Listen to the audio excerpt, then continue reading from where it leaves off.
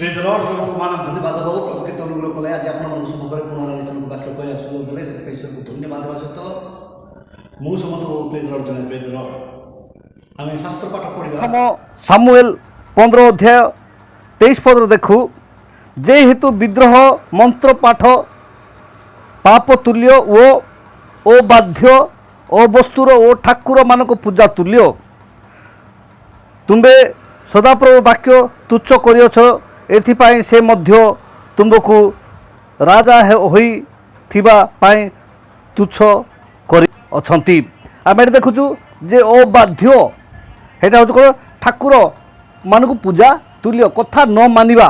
ସେଥିପାଇଁ ଯେତେବେଳେ ସେମାନେ ବାଛୁରୀ ନିର୍ମାଣ କଲେ ସେତେବେଳେ ଅନେକ ଲୋକମାନେ ମୃତ୍ୟୁବରଣ କରୁଛନ୍ତି ଏବଂ ଆମେ ଦେଖୁ ସେ ବିଷୟ ମଧ୍ୟ ଲେଖା ଅଛି। ଯାତ୍ରା 32,027 ଏବଂ 28 ପଦରେ 3,000 ଲୋକକୁ ବୋଧ କରାଗଲା ଏବଂ ଗଣନା 25,005 ପଦରେ ମଧ୍ୟ ଲେଖା ହେଇଛି। ଗଣନା 25,009 ପଦରେ ତଥାପି 24,000 ଲୋକ ସେହି ମାରିରେ ମଲେ। ଯେତେବେଳେ ସେମାନେ କଥା ଶୁଣିଲେ ନାହିଁ ମାରି ଆସିଲା ସେତେବେଳକୁ କେତେ ଲୋକ ମଲେ?